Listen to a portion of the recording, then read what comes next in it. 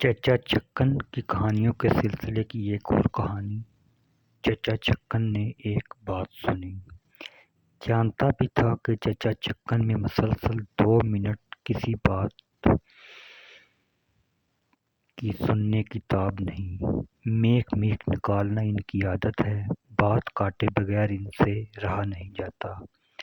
لفظ لفظ پر ٹوکتے ہیں، مگر ہونی شدنی ہو گئی حماقت۔ رات کو اپنے دوست پنڈت درگا پرساد کو کھانے پر بلا رکھا تھا۔ کھانے سے فارغ ہونے کے بعد انگیٹھی بیچ میں رکھے کاؤ تکیوں سے ٹیک لگائے مزے سے چاندنی پر نیم دراز تھے۔ سامنے چلگوزوں کے ڈھیر لگے تھے، کھا بھی رہے تھے، باتیں بھی کرتے جا رہے تھے۔ سرور سا جمع ہوا تھا۔ اطمینان اور بے فکری سے بیٹھے ہوں اور پنڈت جی کا دل بولنے کو چاہ رہا ہو تو یوں سمجھیے کہ پھول جھڑتے ہیں منہ سے۔ جی چاہتا ہے صحبت جمی رہے اور یوں ہی بیٹھے ان کی باتیں سنا کریں۔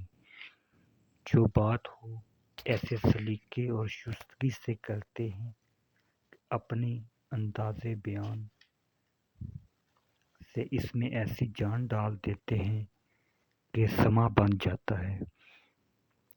پنڈت جی ہمیں اپنے ایک سفر کا واقعہ سنا رہے تھے کہ انہوں نے کس طرح ایک اسٹیشن پر گاڑی بدلتے وقت درجے میں آموں کی ایک گٹھری رکھی دیکھی اور اسے لاوارث سمجھ کر اپنے اسباب میں شامل کر لیا۔ اس کے کچھ آم تو مزے لے لے کر کھائے، کچھ آموں سے پیدل سڑک کے مسافروں کو نشانہ بناتے رہے۔ پھر اس خیال سے ڈر کر کے کہیں چوری کھل نہ جائے، باقی آم اور نئی بوتل جس میں یہ لپٹے ہوئے تھے چلتی گاڑی میں سے باہر پھینک دی۔ یوں اپنی چوری کے تمام سراغ مٹا کر بڑی تسلی سے سفر کرتے رہے، لیکن مزہ منزل مقصود پر اپنے گھر پہنچ کر آیا۔ پہنچنے کے تھوڑی دیر بعد کیا دیکھتے ہیں کہ گھر کی ماما کسی چیز کو تلاش کرتی ہوئی باہر آ نکلی اور بولی، میاں میں نے ریل میں سوار ہوتے وقت اپنی نئی دوسر میں 100 کلمی آم باندھے تھے، آپ کے درجے میں رکھ دی تھیں، وہ اسباب نظر نہیں آتے۔ پنڈت جی نے یہ واقعہ ایسے مزے سے بیان کیا اور آخر میں ایسے مضحکہ انگیز صورت بنا کر اپنی حماقت کا اعتراف کیا کہ ہنسی کے مارے سب کے پیٹ میں بل پڑ گئے۔ ہماری ہنسی کی آواز کہیں چچا چکن کے کان میں بھی پہنچ گئی۔ دروازہ کھول کر پوچھنے لگے، ارے بھائی کیا واقعہ ہوا جو یہ کہے اڑ رہے ہیں؟ ہم سب کھڑے ہو گئے۔ پنڈت جی آداب بجا لائے، محجوب سے نظر آئے تو چچا نے ان سے پوچھا، ارے بھائی پنڈت یہ کیا پھول جھڑیاں چھوڑ رہے ہو، کچھ ہمیں بھی تو بتاؤ۔ پنڈت جی نے شرما کر جواب دیا، کچھ نہیں صاحب، یوں ہی ادھر ادھر کی باتیں ہو رہی تھیں۔ بیٹھے بٹھائے جو شامت آئی، کہیں کہہ بیٹھا، پنڈت جی یہ ریل کا قصہ ہے تو چچا میاں کو بھی سنا دیجیے۔ چچا چکن عام طور پر تو جلدی سو رہنے کے عادی ہیں، لیکن اس وقت تو جیسے اشارے کے منتظر کھڑے تھے۔ پنڈت جی ہاں یا نہ بھی نہ کر پائے تھے کہ کواڑ کھول کر یہ کہتے ہوئے اندر تشریف لے آئے، ہاں پنڈت جی ہم بھی تو سنیں وہ ریل کا کیا قصہ ہے۔ یہ کہہ کر چچا انگیٹھی کے قریب پھسکڑا مار کر بیٹھ گئے، رضائی کو اثر نو تکلف سے اوڑھا، کندھوں پر ڈالا اور زانوؤں کے نیچے دبایا اور کنٹوپ پر ہاتھ پھیر کر اسے سر پر ٹھیک جمایا۔ ذرا دیر میں اس بند سے شغل کیا، باندھنا چاہا پر نہ بندھا۔ پھر ذرا ہاتھ سینہ کے پہلو کو جھک کر آستان کا جائزہ لیا، بولے ہاں پنڈت جی تو کیا قصہ ہے وہ؟ پنڈت جی ابھی زبان بھی نہ کھولنے پائے تھے کہ ارشاد ہوا، حقہ نہیں پیتے پنڈت جی، انہوں نے بے مشکل جی نہیں کہا ہوگا کہ بولے، بلا حقے کے بغیر بات چیت کا کیا مزہ۔ زنان خانے کی طرف منہ کر کے بندور اور مامی کو آواز دینی شروع کر دی۔ ارے یہاں آؤ، سنتے ہو؟ یہاں آؤ، کوئی ہے؟ ابے نہیں سنا؟ کان چور لے گئے کیا؟ او بندور، او مامی، کہاں مر گئے کم بختو؟ دیکھا، بس سو گئے دونوں کے دونوں۔ ان بدماشوں کو ایسی سرِ شام سونے کی عادت پڑ رہی ہے کہ فکر ہی نہیں رہی کسی بات کی۔ ابے آتے ہو یا میں آؤں؟ لا حول ولا قوت۔ بھائی بڑے حرام ہو رہے ہیں یہ لونڈے، قصور سارا تمہاری چچی کا ہے۔ شام سے روٹی دے دلا کر کم بختوں کو پک کر دیتی ہے۔ خیر جی پنڈت جی، کیا تھا وہ قصہ؟ مگر کچھ مزہ نہیں بات چیت کا حقے کے بغیر۔ ارے بھائی للو، ذرا تم جا کر حقہ نہیں بھر لاتے؟ شاباش شاباش، جیتے رہو، مگر دیکھنا ذرا تازہ کر لینا حقہ، سمجھ گئے نا؟ اور سنتا تو توا رکھ کر لانا۔ اور بات سنو، بڑا عیب ہے تم لوگوں میں کہ آدھی بات سن کر چل پڑتے ہو۔ طاق میں سے خمیرہ لے آنا، آج ہی آیا ہے لکھنؤ سے، 15 روپے سیر کے حساب سے۔ کچھ سادہ تمباکو بھی اس میں ملا لینا، بڑا مہنگا ہو گیا ہے خمیرہ۔ خود اپنے زمانے کی بات کہتا ہوں کہ 5 روپے سیر کے حساب سے خریدا ہے میں نے۔ ایک دکان تھی لکھنؤ میں حسینے کی، مگر صاحب واہ واہ، کیا بناتا تھا خمیرہ! کش لگاتے ہی ارواح خوش ہو جاتی تھی۔ جب لکھنؤ جاتا تو اس کے ہاں سے اکٹھا خرید کر لاتا تھا۔ اب تو وہ بات ہی نہیں رہی تمباکو میں، کہنے کو تو خمیرہ کہیے یا جو جی چاہے، نرا گوبر ہوتا ہے۔ خیر ہاں، وہ کیا قصہ تھا پنڈت جی؟ پنڈت جی اتنا بھی نہ کہنے پائے تھے۔ اجی قصہ کیا ہوتا، یوں ہی ایک بات سنا رہا تھا سفر کی۔ عرض کیے دیتا ہوں کہ اتنے میں چچا کی نظر چھٹن پر پڑ گئی۔ ارے چھٹن بھی ہے یہاں؟ کیسا دبک کر بیٹھا ہے کہ نظر نہیں آیا مجھے؟ ارے سویا نہیں تو اب تک؟ صبح اٹھے گا کیسے؟ ملا جی باہر کھڑے چیخا کریں گے اور پڑا چارپائی پر کروٹیں لیا کرے گا، چل اندر۔ ہیں ہوں کیا میں نے اب ہوں کر دیا، رو جا کر سونا ہوگا۔ نہ صاحب، عادت بگڑتی ہے بچے کی، چلو جا کر سو۔ جی تو پھر میں نے کہا خواستان میں پان کا ٹکڑا بھی ہے کوئی، ذرا تم جا کر لے آتے ودو، ساتھ ہی مراد آبادی تمباکو کو بھی رکھتے لانا۔ جی تو پنڈت جی پھر غرض کیجیے، سفر کیا تھا آپ نے خوب؟ پنڈت جی بولے، پچھلی گرمیاں مراد آباد میں ایک عزیز کی شادی تھی، سواریوں کو وہاں پہنچانے کے لیے میرٹھ سے میں اور میرا چھوٹا بھائی روانہ ہوئے۔ ہاپڑ جنکشن پر گاڑی بدلنی تھی، وہاں جو اترے۔ کہاں؟ میرٹھ سے مراد آباد جاتے ہوئے گاڑی ہاپڑ جنکشن پر بدلنی پڑتی ہے۔ وہ میرٹھ اور مراد آباد کے رستے میں ہاپڑ کہاں سے آ گیا؟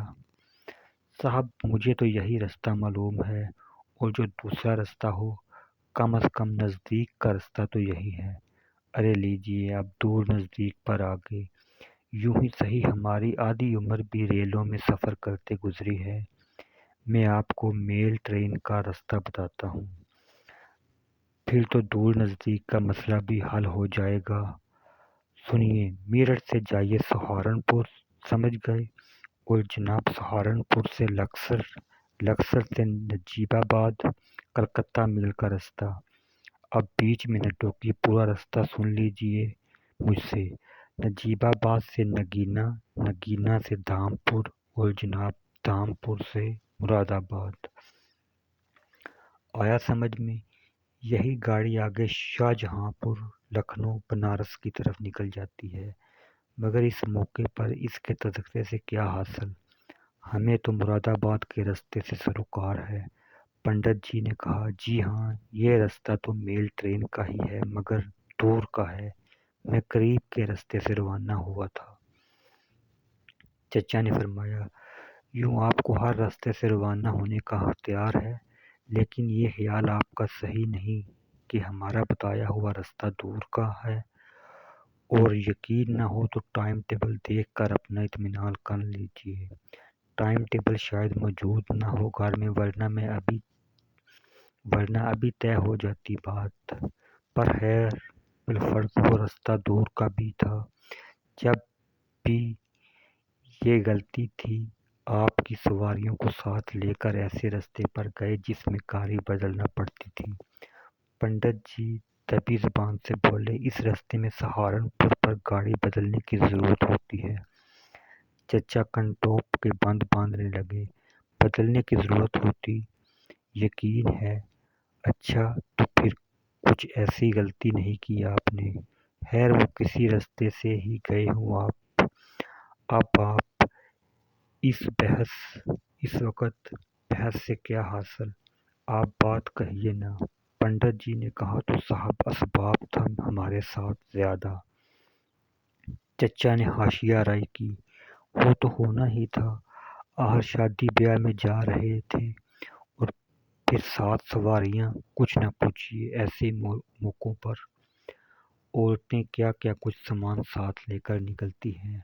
ट्रंक और बक्स और गठरियाँ और बिस्तरा और न जाने क्या क्या। उफ़, मेरा तो सोचने से भी दम उलझता है। पंडित जी बोले, जी हाँ, तो हापड़ में हम इतने अपने दर्जे में से असबाब उतारे। हापड़ उतरने वाले मुसाफिर स्टेशन से बाहर चले गए। जब हम सारा असबाब उतार चुके तो क्या देखते हैं, दर्जे में ऊपर के तख्ते पर एक गठरी रखी हुई है जो हमारी न थी। विदु पान लेकर आ गया। चचा पान खाने में मसरूफ हो गए। पंडित जी इनकी तवज्जो दूसरी तरफ देखकर रुक गई और तकाजा हुआ, आप कहिए जाइए, मैं सुन रहा हूँ। पान खोलकर कथा चूना देखा। कथा ज्यादा था, ज़ेरे लब कुछ। इस पर तनकीद हुई, अब तक पान लगाने का सलीका नहीं आया। अच्छा खासा प्लास्टर है कस्ते का। ला हौला वला कुव्वता। किथा पूंजा पान खाया, छा लिया तंबाकू हथेली पर रख कर फंकी लगाई, पान कुल्ले में दबाया। पंडित जी की दिलदारी को मुस्कुरा कर फरमाया, आप तो खामोश हो गए पंडित जी। पंडित जी बेसब्री से इस अमल के तमाम होने का इंतजार कर रहे थे। चचा को मुतवज्जे देख कर फिर शुरू हो गए। सारी ट्रेन खाली हो चुकी थी, चुनांचे यकीन था कि अब मालिक न आएगा। दिल में शौक हुआ कि गठरी खोल कर देखिए तो इसमें क्या है। मैंने उसे उठाकर खोला तो क्या देखता हूँ कि सहारनपुर के नहायत आला दर्जे के मालदा आम करीब 100 के रखे हैं। चचा मुंह ऊंचा करके पैक संभालते हुए बोले, अरे भाई, जरा उगलदान बुलाना। पैक थूकी, भांजी पूंजी। बोले, ये सहारनपुर के कैसे आम कहे आपने? मालदा आम और सहारनपुर के? भला सहारनपुर में मालदा आम कहाँ से आया? अमा ये तुम पंजाब की तरफ के अजला के लोग आमों की किस्में सही नाम भी नहीं जानते। मालदा आम होता है बड़ा सा, फीका फीका, रेशेदार, जिसे तुम लोग बम्बई का आम कहते हो। और जो सहारनपुर का कलमी आम होता है, ये है असल में बम्बई का आम। दोनों में बड़ा फ़र्क है। खैर, ये तो जुमला मुख्तसर था, आप अपना किस्सा जारी रखिए। पंडित जी बेचारे पर अब कुछ ओस सी पड़ गई थी, मगर तकाज़ा सुनकर फिर शुरू हुए। अगरचे वो बेगाना माल था और हमें किसी तरह इसका खाना मुनासिब न था, मगर उम्र का तकाज़ा, तन्हाई का मौका और नहायत पक्के आम। رہا نہ گیا۔ ہم نے سوچا اب کون انہیں ریل والوں کے سپرد کرتا پھرے، اور ریل والے ہی ایسے کہاں کہ ایماندار کے مالک کو واپس کر دیں۔ چنانچہ وہ آم بھی ہم نے اپنے اسباب میں شامل کر لیے۔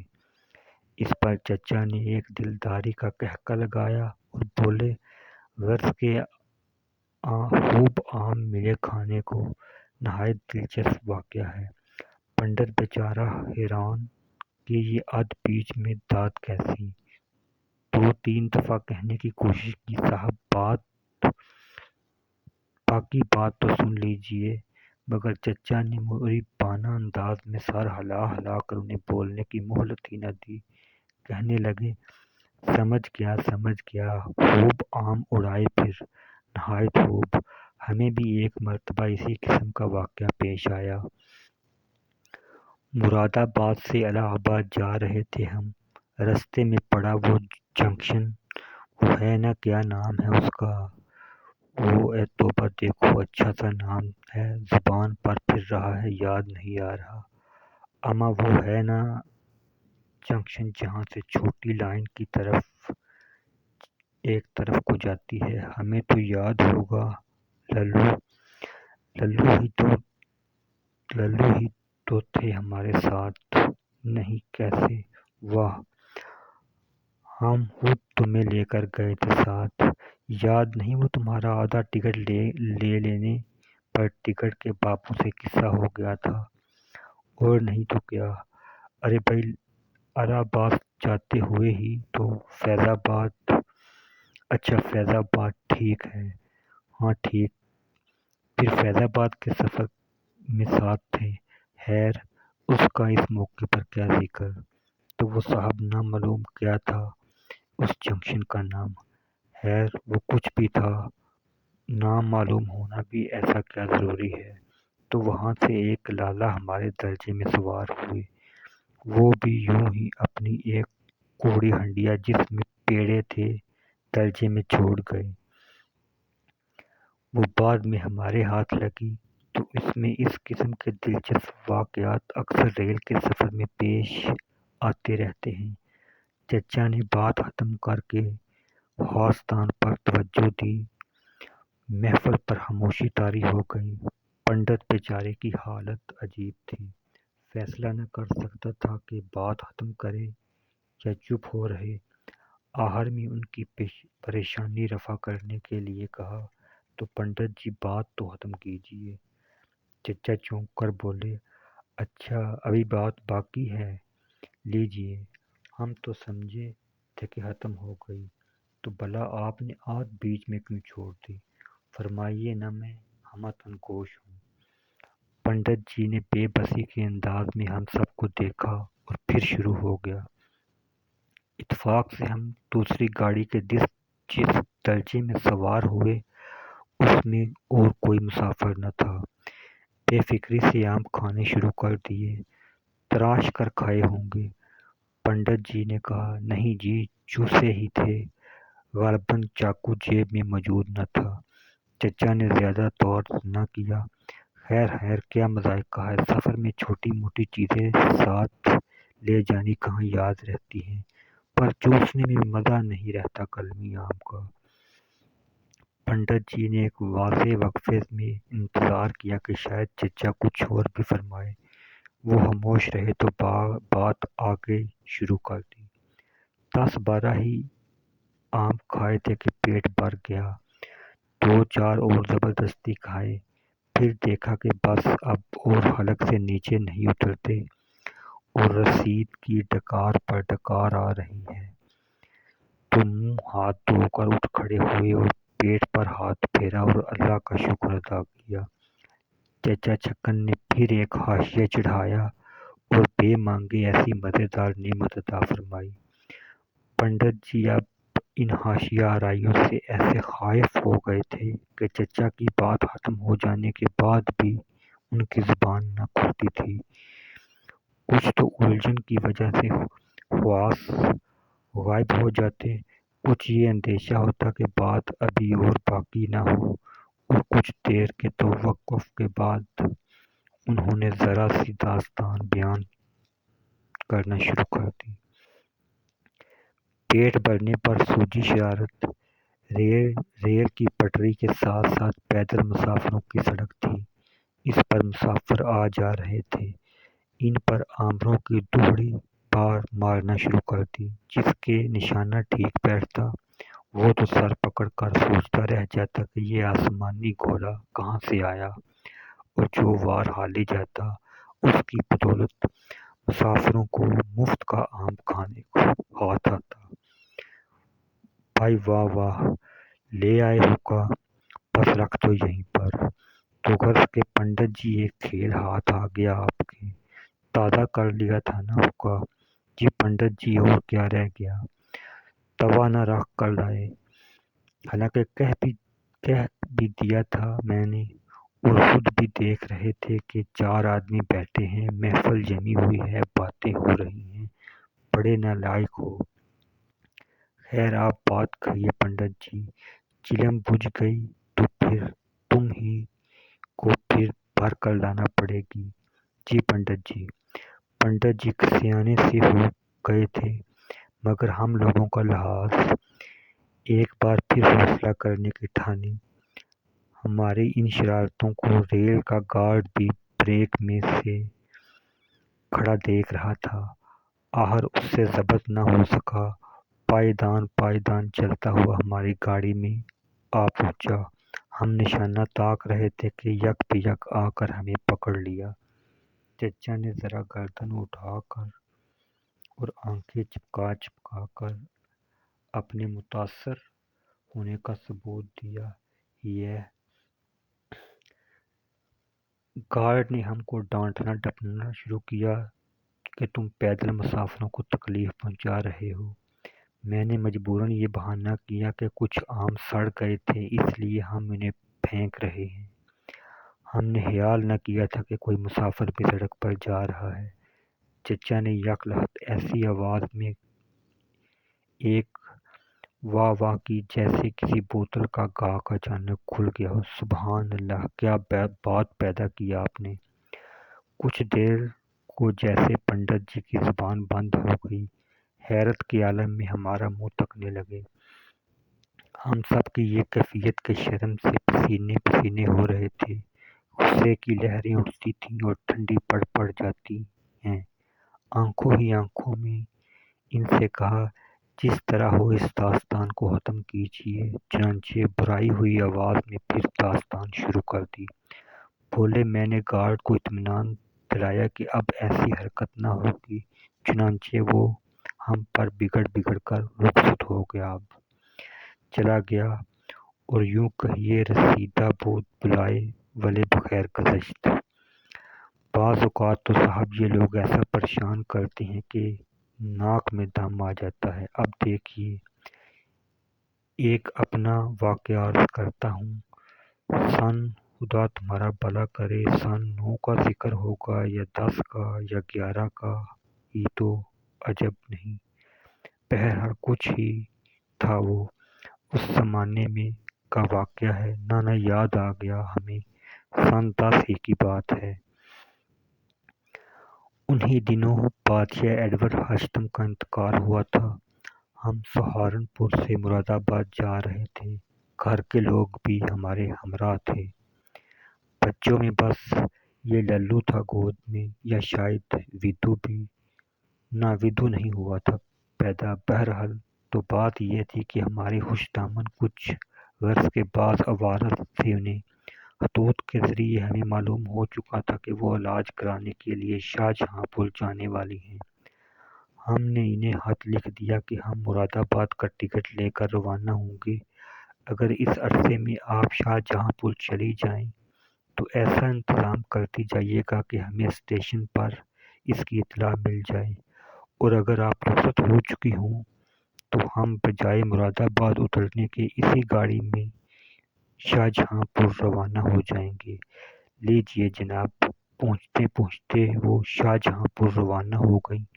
स्टेशन पर हमें इसकी इत्तला मिली। रात का वक्त था, सर्दी का मौसम। हमने सोचा अब कौन उतर कर आगे का टिकट ले। शाहजहां पहुंचकर मुरादाबाद से वहां का किराया अदा कर देंगे। وہاں پہنچے تو ہماری شرافت ملاحظہ فرمائیے کہ ریل والوں سے صاف صاف کہہ دیا بھائی لوگوں ہمارا ٹکٹ مراد آباد کا تھا، باقی تمہارا جو کچھ ہمارے ذمے نکلتا ہے اب لے لو۔ لیجئے صاحب۔ وہ تو اکڑ گئے اور کہیں ہم تو دگنا کرایہ لیں گے، ہمارا قاعدہ یہی ہے۔ پختیرہ سمجھایا، لڑے جھگڑے، منت خوشامد کی مگر بے صورت، مجبوراً دگنا کرایہ ادا کر کے خلاصی ہوئی۔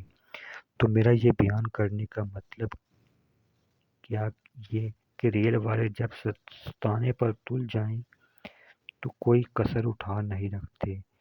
چچا حقہ پینے لگے، محفل پر ایک ناگوار سا سکوت چھا گیا۔ پنڈت جی کی اب یہ کیفیت گویا کسی نشے سے دماغ سن ہو گیا ہے۔ ہم سب کی عجیب حالت۔ داستان جاری رکھنے کو کہیں تو قطع کلام کا ڈر، خاموش ہو رہیں تو شرمندگی کہ پنڈت جی کی بات آدھ بیچ میں رہ گئی۔ اتنے میں چچا چھکن نے کوہنیاں اٹھا اٹھا کر انگڑائیاں اور جمائیاں لینی شروع کر دی۔ اس سے کچھ ڈھارس بندی کہ چچا اب زیادہ دیر نہ بیٹھیں گی اور بات شاید جلد ختم ہو سکے، چنانچہ ہلکے سے کہہ دیا جی پنڈت جی پھر۔ چچا نے ایک نئی جمائی لے کر کہا ختم نہیں ہوئی ابھی بات، تو پھر کہہ ڈالیے جلدی سے، اب تو کچھ نیند آ چلی ہے ہمیں۔ کیا وقت ہو گیا ہوگا؟ 11:15۔ اوفو! دیکھیے تو بات چیت میں وقت کیسی جلدی گزر جاتا ہے۔ ہاں تو کیا رہ گیا تھا باقی اب؟ پنڈت جی کے لیے ایسی حالت میں یہ کہنے کے سوا چارہ نہ تھا کہ ایسی کوئی ضروری بات نہیں، اسے ختم ہی کیا جائے۔ نیند آ رہی ہے تو اب آرام فرمائیے۔ چچا چھکن نہ والے بولے نہ بات ختم کر لیجئے آپ، ایسی کیا جلدی نہیں ہمیں۔ وہ بات یہ ہے کہ جلد سو رہنے اور صبح جلدی اٹھنے کا عادی ہوں، تاہم کیا ہوا آپ شوق سے فرمائیے۔ پنڈت جی بیچارے کھوئے سے ایک مردہ تبسم سے پھر گویا ہوئے۔ بات شروع تو تفریح کے لیے کی گئی تھی، پر حالت یہ تھی کہ کوئی باہر سے آتا تو اسے قطعی طور پر یہ معلوم نہ ہوتا کہ پنڈت جی سے کوئی بہت بڑا جرم ہو گیا ہے، جس کے لیے یہ غریب چچا چھکن سے معافی مانگ رہا ہے۔ گارڈ کے جانے کے بعد ہمیں فکر ہوئی کہ اول تو چوری کا مال کھایا ہے، اور پھر اس پر شرارت کہ اس کی خبر گارڈ تک پہنچی۔ اب اگر کوئی جھگڑا اٹھا اور باقی آم اور کپڑا ہمارے پاس سے نکلا تو خاصا چوری کا مقدمہ بن جائے گا۔ چچا چھکن کی جمائی۔ چنانچہ یہ سوچا کہ جو آم باقی ہیں انہیں چپکے سے پھینک دیا جائے تاکہ کوئی سراغ باقی نہ رہے۔ چنانچہ ہم نے آم اور وہ نئی دوسر جس میں وہ بندھے ہوئے تھے لپیٹ کر گاڑی میں سے باہر پھینک دی۔ چچا چھکن کی جمائی، جس کے آخر میں کچھ اس قسم کا شعور تھا جیسے منہ چڑھاتے وقت نکلتا ہے۔ تھوڑی دیر بعد ہمارا سفر ختم ہوا اور ہم مراد آباد اتر کر اپنے گھر پہنچے۔ چچا اٹھ کھڑے ہوئے بھائی ہمیں تو نیند آ گئی۔ پنڈت جی قصہ بڑا دلچسپ تھا، مگر بقول آپ کے ایسی کون سی ضروری بات ہے اب اسے ختم ہی کیا جائے؟ میں تو معافی چاہتا ہوں، اسے سنائیے آپ۔ ذرا سی بات رہ گئی تھی۔ ہم سب نے کہا چچا میاں بس ذرا سی تو بات باقی ہے، اب سن لیجئے۔ نہ بھائی نہ، اب تو سوئیں گے ہم، 2-3 ہی تو فقرے ہیں، بس اب تم ہی سنتے رہو، ہم تو سن چکے۔ آپ ہی کو سنا رہے تھے پنڈت جی، آنکھیں مچی جا رہی ہیں۔ ہاں فرمائیے آپ۔ ہاں بس اب لیٹوں گا۔ وہ ودو تم پان اور پانی ہمارے سرہانے رکھ دینا، اور للو یہاں سے اٹھ کر حقہ بھی ہمارے پلنگ کے ساتھ رکھ دینا، صبح ضرورت ہوگی ہمیں، مگر دیکھنا چلم باہر الٹ دینا، اور للو وہ دعا ہماری رکھنا نہ بھول جانا، اور شاید یہ اگل دان بھی تو ہمارے ہی کمرے کا ہے یہاں، یہ بھی اپنے ٹھکانے پر پہنچ جائے، سمجھ لیا نا؟ چچا میاں اتنی سی دیر میں تو بات ختم بھی ہو جاتی۔ چچا اسرار سے کچھ چڑ گئے اور بولے ہوتی تو ہو جاتی، پھر ہم کیا کریں، بات نہ ہوئی، مذاق ہی ہو گیا۔ مایوس ہو کر مجھے اس کے سوا چارہ نظر نہ آیا کہ پکار پکار کر کہوں، چچا میاں وہ آم کی گٹھری اصل میں پنڈت جی ہی کی ملازمت کی تھی، گھر جا کر بیت کھولا، اور پھر یہ دوہر اور آم پھینکنے پر پچھتائے۔ ہماری بلا سے، یہ کہہ کر چچا زور سے دروازہ بند کر کے اندر چلے گئے۔ ایسا معلوم ہوتا تھا ہمارے اسرار سے وہ اور بھی گھج گئے ہیں۔ ان کے جانے کے بعد کمرے میں سناٹا طاری ہو گیا۔ پہلی دفعہ ہمیں احساس ہوا کہ کلاک چل رہا ہے۔